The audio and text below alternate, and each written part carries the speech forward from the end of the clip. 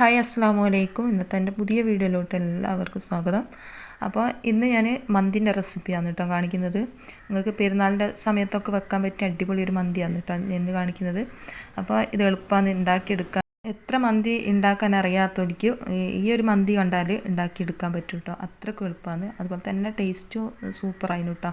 ഞാൻ 1 കിലോ അരിൻ്റെ കണക്കാണ് കേട്ടോ ഇവിടെ പറയുന്നത്. 1 കിലോന് അരിക്ക് 1 കിലോന് ചിക്കനാണ് ഞാനിവിടെ എടുത്തത്.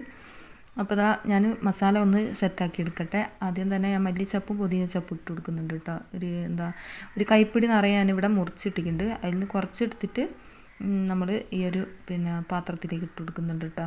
ബാക്കി ഞാൻ അവിടെ വെക്കുന്നത് എന്തിനാണെന്ന് വെച്ചാൽ ദമ്മിടാൻ വേണ്ടിയിട്ട് കേട്ടോ.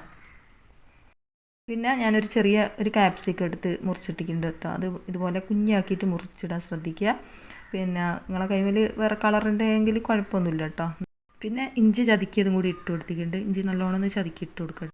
പിന്നെ ഇതിലേക്ക് ഒരു വലിയ ഉള്ളി ചേർത്ത് കൊടുക്കട്ടോ. നമ്മൾ കുഞ്ഞു പീസാക്കിയിട്ട് വേണം വലിയ ഉള്ളിയൊക്കെ മുറിച്ചിട്ട് വെക്കാൻ. അപ്പോൾ അതും കൂടി ഇതിലേക്ക് ചേർത്ത് കൊടുത്തിട്ടുണ്ട്. പിന്നെ ഞാൻ അതിലേക്ക് ചേർത്ത് കൊടുക്കുന്നത് കറുവപ്പട്ട കേട്ടോ. ഒരു 5-8 വലിയൊരു കുറച്ച് വേണം കേട്ടോ കറുവപ്പട്ട. കുറേ ആയി പോകരുത്. ഞാനിപ്പോൾ കയ്യിൽ കാണിച്ചില്ലേ, ഈ ഒരു അത്ര മതി കേട്ടോ. പിന്നെ ഒരു 5-8 കറാമ്പൂവില്ലേ, അതിട്ട് കൊടുക്കുന്നുണ്ട്. പിന്നെ ഞാനിതിലേക്ക് ഒരു ടീസ്പൂണ് മല്ലിപ്പൊടി ചേർത്ത് കൊടുക്കുന്നുണ്ട്. പിന്നെ 2 ടീസ്പൂണ് മുളക് പൊടി ചേർത്ത് കൊടുക്കുന്നുണ്ട്. പിന്നെ 1 ടീസ്പൂണ് മഞ്ഞൾപ്പൊടിയും ചേർത്ത് കൊടുക്കുന്നുണ്ട് കേട്ടോ. ഓയിൽ ഒഴിച്ച് കൊടുക്കുന്നുണ്ട്. ഈ ഒരു ഗ്ലാസ്സിന് മാത്രമാണ് കേട്ടോ ഞാൻ ഓയിൽ ഒഴിച്ചെടുത്തത്. 1 കിലോന് അരിക്ക് നമ്മൾ ഈ ഒരു ഗ്ലാസ്സിൽ ഒഴിച്ച് കൊടുക്കുന്നത്. ഇത്രയും ഓയിൽ എന്തിനാണ് ചേർത്ത് കൊടുക്കുന്നതെന്ന് വെച്ചാൽ നമുക്ക് പിന്നെ ചോറിലേക്ക് ഈ ഒരു ഓയിൽ തന്നെ മതിയാവും കേട്ടോ. അപ്പോൾ ഇതാ ഓയിൽ ഒഴിച്ച് കൊടുത്തിട്ടുണ്ട്. പിന്നെ ഒരു 5-8 ഏലക്കായ കൂടി ചേർത്ത് കൊടുത്തിട്ടുണ്ട്. കുരുമുളക് ചേർത്ത് കൊടുക്കുക, പിടിച്ച് വെച്ച കുരുമുളക് കിട്ടാം, അതും കൂടി ചേർത്ത് കൊടുക്കുക. പിന്നെ നല്ല ജീരകവും പെരിഞ്ജീരകവും കൂടി ഒന്ന് ചതച്ചെടുക്കുന്നുണ്ട് കേട്ടോ. ഈ ഒരു കല്ലിൻ്റെ അകത്ത് നല്ല ജീരകം 1 ടീസ്പൂണും അതുപോലെ തന്നെ പെരിഞ്ജീരകം 1 ടീസ്പൂണും എടുത്തിട്ടോ. എന്നിട്ട് നല്ലോണം ഒന്ന് ചതുക്കിയിട്ട് ഈ ഒരു പാത്രത്തിലേക്ക് ഇട്ട് കൊടുക്കുക.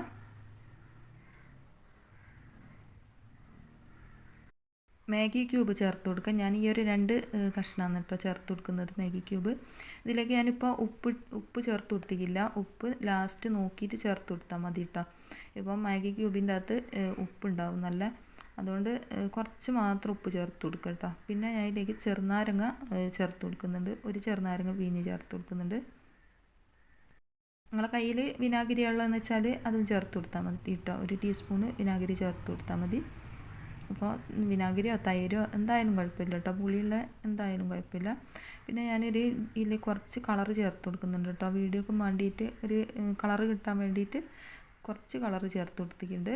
അധികമായി പോകരുത്. അപ്പോൾ ഇതെല്ലാം കൂടി ഒന്ന് ഞാൻ മിക്സായി കൊടുക്കുന്നുണ്ട്.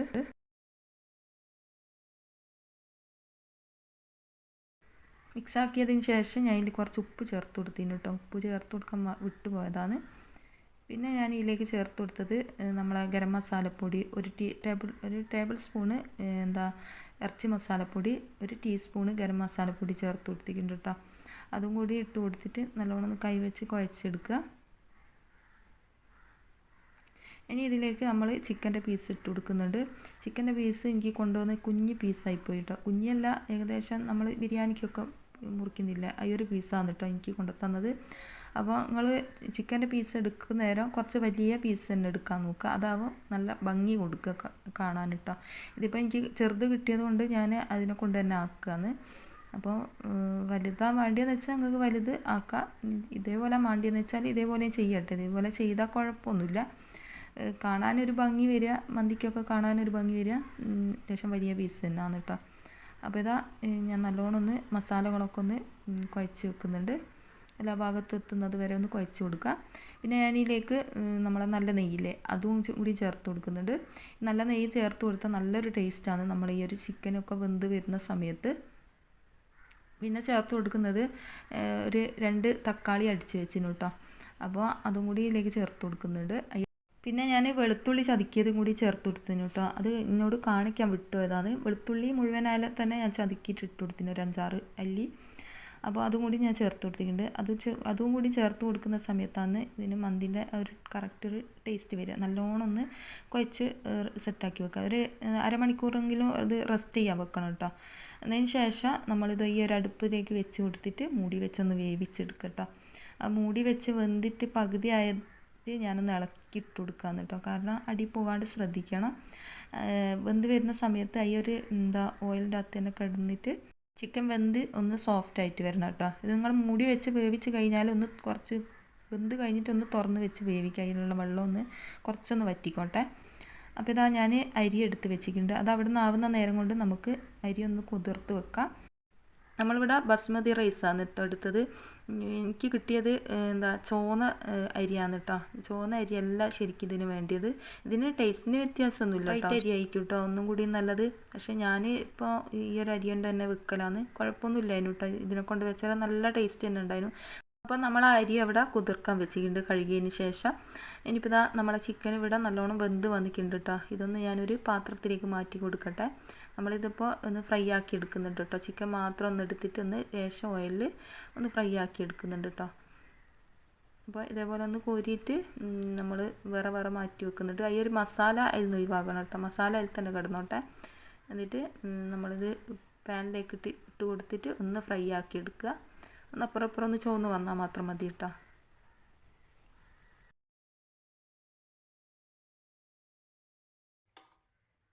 അപ്പോൾ ഇതാ ചിക്കന് നമ്മൾ മാറ്റി കൊടുത്തിട്ടുണ്ട്. അതിൻ്റെ ഒരു മസാല ആണ് കാണുന്നത്. ഇതിനിപ്പം നമ്മൾ ദമ്മിലേക്ക് ഒഴിച്ചു കൊടുക്കും കേട്ടോ ഈ ഒരു മസാല. അപ്പോൾ ഇതാ ചിക്കന് പൊരിക്കാൻ ഉള്ള പാത്രം വെച്ചിട്ടുണ്ട്. അതിലേക്ക് നമ്മൾ ഈ ഒരു സൈഡിൽ നിന്ന് കുറച്ച് ഓയിൽ എടുത്തിട്ട് ഈ ഒരു മസാലൻ്റെ അകത്ത് നിന്ന് സൈഡിൽ നിന്ന് കുറച്ച് ഓയിൽ എടുത്തിട്ട് അതിലേക്ക് ഒഴിച്ചു കൊടുക്കുന്നുണ്ട്. എന്നിട്ട് ഇതൊന്ന് പൊരിക്കാനിട്ട് കൊടുക്കുക കേട്ടോ. എന്നിട്ട് രണ്ട് ഭാഗവും ഒന്ന് ഫ്രൈ ആയി വരുന്നത് വരെ ഒന്ന് മുരിച്ചെടുക്കുക.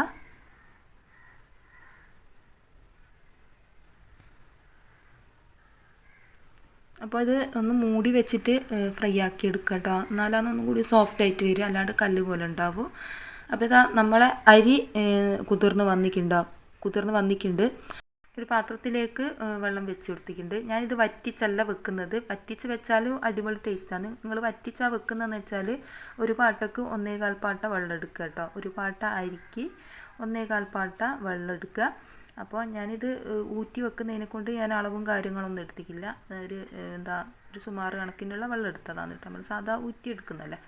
അപ്പോൾ ഒരു വെള്ളത്തിലേക്ക് ഞാൻ ഏലക്കായ ഇട്ട് കൊടുത്തിട്ടുണ്ട്. പിന്നെ കുറച്ച് കുരുമുളക് ഇട്ട് കൊടുത്തിട്ടുണ്ട്. പിന്നെ 2-3 പട്ട ഇട്ട് കൊടുത്തിട്ടുണ്ട്. കറാമ്പ് ഇട്ട് കൊടുത്തിട്ടുണ്ട്. പിന്നെ കുറച്ച് ഓയിൽ കേട്ടോ. കുറച്ച് മാത്രം മതിയാവും. അതെന്തിനാന്ന് വെച്ചാൽ ഒട്ടിപ്പിടിക്കാണ്ട് ഇരിക്കാനും വേണ്ടിയിട്ടാണ് കേട്ടോ. അപ്പോൾ നമ്മളെ ചോറ് അപ്പോൾ അത് വെള്ളം തിളച്ച് വന്നിട്ടുണ്ട്. പാകത്തിനുള്ള ഉപ്പ് ഇട്ട് കൊടുത്തിട്ടുണ്ട് കേട്ടോ. അപ്പോൾ നമ്മളെ വെള്ളം തിളച്ച് വന്നതിന് ശേഷം നമ്മൾ അരി ഇട്ട് കൊടുക്കാന്ന് കേട്ടോ. അരി നല്ലോണം കുതിർന്ന് വന്നിട്ടുണ്ട് കേട്ടോ. ഏകദേശം ഒരു അരമണിക്കൂറെങ്കിലും നമ്മൾ അരി കുതിർത്ത് വെക്കണം. 1 മണിക്കൂറായാലും കുഴപ്പമൊന്നുമില്ല കേട്ടോ. അപ്പോൾ ഇതാ ഇതിൻ്റെ പകുതി വേവാകുന്ന സമയത്ത് നമുക്കിത് ദമ്മിലേക്ക് മാറ്റി കൊടുക്കണം കേട്ടോ. ഈ അരി അധികം വെന്ത് പോകരുത്. അപ്പോൾ ഊറ്റിയെടുക്കുന്ന സമയത്ത് അങ്ങനെയാണ് കേട്ടോ നമ്മൾ ചെയ്യേണ്ടത്. വറ്റിച്ചെടുക്കുകയെന്ന് വെച്ചാൽ നിങ്ങൾ നല്ലോണം സാധാ വേവ് വന്നതിന് ശേഷം ദമ്മിട്ട് കൊടുത്താൽ മതി. ഇതിപ്പോൾ നമ്മൾ ഊറ്റി മറ്റൊരു പാത്രത്തിലേക്ക് ആക്കുന്നതിനെ കൊണ്ട് തന്നെ പകുതി വേവ് പകുതിയിലധികം ആയാലും കുഴപ്പമൊന്നുമില്ല. വേവാതിരിക്കുകയും ചെയ്യരുത്. അതുപോലെ തന്നെ അധികം വെന്തും പോകരുത്. അപ്പോൾ വെന്ത് പോയാൽ നമ്മൾ ദമ്മിടുന്ന സമയത്ത് ഒന്നും കൂടി ഒതുങ്ങി പോകും കേട്ടോ ചോറ്. അപ്പോൾ ഇതാ ഈ ഒരു പാത്രത്തിലേക്ക് നമ്മൾ ആദ്യം എടുത്ത് വെച്ചിട്ടുണ്ടല്ലോ ഒരു മസാല. ഈ ഒരു മസാല അടിഭാഗത്ത് മുഴുവനായിട്ട് ഇട്ട് കൊടുക്കണ്ട കേട്ടോ. കുറച്ച് മാത്രം ഇട്ട് കൊടുത്തിട്ട് അതിലേക്ക് കുറച്ച് ചിക്കൻ പീസ് ഇട്ട് കൊടുക്കുക കേട്ടോ. നമ്മൾ ഫ്രൈ ആക്കാൻ വെച്ച ചിക്കൻ പീസില്ലേ അതും കൂടി ഇട്ട് കൊടുക്കുക. പിന്നെ എന്നിട്ട് അതിൻ്റെ മേലെ നമ്മൾ റൈസ് ഇട്ട് കൊടുക്കുക കേട്ടോ. റൈസ് ഇട്ട് കൊടുത്തിട്ട് പിന്നെ അതിൻ്റെ മേലെ ഒന്നും കൂടി ഈ ഒരു മസാല ഒഴിച്ച് കൊടുക്കുക. എന്നിട്ട് പുതിനച്ചപ്പു മല്ലിച്ചപ്പു അതുപോലെ തന്നെ നിങ്ങളെ കൈമേൽ അണ്ടിപ്പരിപ്പും കിസ്മിസൊക്കെ ഉണ്ടെങ്കിൽ അത് ഇട്ട് കൊടുക്കുക കേട്ടോ. ഞാനിപ്പോൾ അത് എടുത്തിട്ടില്ല. അപ്പോൾ അത് ഇട്ട് കൊടുത്തിട്ടുണ്ട്. പിന്നെ എന്നിട്ട് ചിക്കൻ്റെ പീസ് ഇതേപോലെ വെച്ച് കൊടുക്കുക. ഇടയിൽ വെച്ച് കൊടുക്കുക കേട്ടോ. ഇപ്പോൾ ഞാൻ പറഞ്ഞില്ല ആദ്യം പറഞ്ഞ പോലെ തന്നെ അരി അധികം വെന്ത് പോയിക്കില്ല കേട്ടോ. കുറച്ചാന്ന് വെന്തിക്കുള്ളൂ.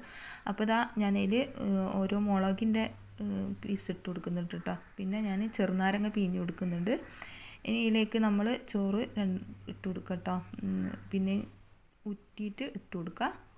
ആ ചൂട് തന്നെ ഇട്ട് കൊടുക്കാൻ ശ്രദ്ധിക്കുക കേട്ടോ. എന്നാലാണ് നമ്മൾ ദമ്മിലേക്ക് വെക്കുന്ന സമയത്ത് അടിയിൽ തീ കത്തിക്കുന്ന സമയത്ത് ബാക്കിയും കൂടി നമുക്ക് വെന്ത് കിട്ടും. അപ്പോൾ ഇതേപോലെ ഇട്ട് കൊടുക്കുക. ഇനി ഇതിലേക്ക് ഞാൻ നല്ല നെയ്യ് ചേർത്ത് കൊടുക്കുന്നുണ്ട്. പിന്നെ കുറച്ച് ഓയിലും കൂടി ഞാൻ ചേർത്ത് കൊടുക്കുന്നുണ്ട് കേട്ടോ. കുറേയൊന്നും വേണ്ട, കുറച്ച് മാത്രം ചേർത്ത് കൊടുക്കുക.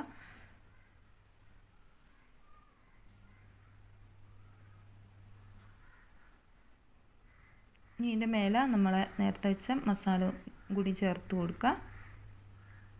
എന്നിട്ട് മല്ലിച്ചപ്പൂ, പുതിനച്ചപ്പൂ, ഒരു മുളകും ഇട്ട് കൊടുത്തിട്ടുണ്ട്. ഇപ്പം നേരത്തെ ചെയ്ത തന്നെ ചോറ് പിന്നെയും ചെയ്ത് നോക്കുക കേട്ടോ. ഞാൻ ഉപ്പുണ്ടോയെന്നൊന്ന് നോക്കിയതാണ്. അപ്പോൾ ഉപ്പൊക്കെ പാകാണോന്നൊന്നും ശ്രദ്ധിക്കണം കേട്ടോ നമ്മൾ. അപ്പോൾ ചോറ് ഞാൻ മുഴുവനായിട്ട് ഇട്ട് കൊടുത്തിട്ടുണ്ട്. അപ്പോൾ നമ്മൾ ചോറ് മുഴുവനായിട്ട് ഇട്ട് കൊടുത്തതിന് ശേഷം നമ്മൾ ഇതിലേക്ക് നമ്മളെ നേരത്തെ പൊരിച്ച് വെച്ച ചിക്കനില്ലേ, അതും കൂടി ഇതിൻ്റെ മേലായിട്ട് വെച്ച് കൊടുക്കാം. അപ്പോൾ ആ ഒരു നടുഭാഗം നമ്മൾ ഒഴിവാക്കിയിടണം കേട്ടോ. അതെന്തിനാന്ന് വെച്ചാൽ പുക കയറ്റാനും വേണ്ടിയിട്ടാണ് കേട്ടോ. പുക കയറ്റാൻ വേണ്ടിയിട്ട് നമ്മൾ കിണ്ണം വെച്ച് കൊടുക്കില്ല. അപ്പോൾ അതിന് വേണ്ടിയിട്ടാണ് ഞാൻ ഈ ഒരു നടുഭാഗം ഒഴിവാക്കി കൊടുക്കും കേട്ടോ. അപ്പോൾ ഇതാ നമ്മളെ ദമ്മ് ഇവിടെ റെഡി ആയിട്ടുണ്ട്. ഇനിയിപ്പോൾ ഇതൊന്ന് പുക ഇട്ടെടുക്കട്ടെ. അപ്പോൾ ഞാൻ ചിരട്ട കത്തിച്ചിട്ടാണ് കേട്ടോ പുക ഇട്ട് കൊടുത്തത്. അത് ഞാൻ കാണിക്കുന്ന ക്ലിപ്പ് വിട്ടുപോയി കേട്ടോ. അപ്പോൾ ഞാനിതിങ്ങനെ ഈ ഒരു കിണ്ണം വെച്ചിട്ട് നമ്മളെ ചിരട്ട കണലെടുത്ത് കിണ്ണത്തിൻ്റെ അകത്തേക്ക് ഇട്ട് കൊടുത്തിട്ട് അതിലേക്ക് ലേശം ഓയിൽ ഒഴിച്ച് കൊടുത്തതാണ് കേട്ടോ. എന്നിട്ട് അന്നേരം തന്നെ മൂടി വെക്കണം കേട്ടോ. അന്നേരമാണ് നമ്മൾ ഈ ഒരു പുകൻ്റെ ഒരു സ്മെല്ല് അതിലേക്ക് നല്ലോണം പായി. എന്നിട്ട് അടിയിലൊന്ന് തീ കത്തിച്ചിട്ട് ഒരു അരമണിക്കൂർ തീ നല്ല സ്ലോയിലാക്കി വെക്കണം കേട്ടോ. എന്നിട്ടൊന്ന് അരമണിക്കൂറൊന്ന് വേവിച്ചെടുക്കുക. അപ്പോഴത്തേക്ക് നമ്മളെ ചോറ് ഇവിടെ നല്ലോണം ഒന്ന് വെന്ത് കിട്ടും കേട്ടോ. അപ്പോൾ അതിൻ്റെ ആ ഒരു പുകൻ്റെ മണവും അതുപോലെ തന്നെ എല്ലാം കൂടി മിക്സ് ആവുന്ന സമയത്ത് നല്ല അടിപൊളി മന്തി നിങ്ങൾക്ക് കിട്ടും കേട്ടോ. അപ്പോൾ ഈ ഒരു പെരുന്നാൾക്ക് ഇതേപോലെ ചെയ്ത് നോക്കുക കേട്ടോ. ഇനി അടുത്ത പുതിയ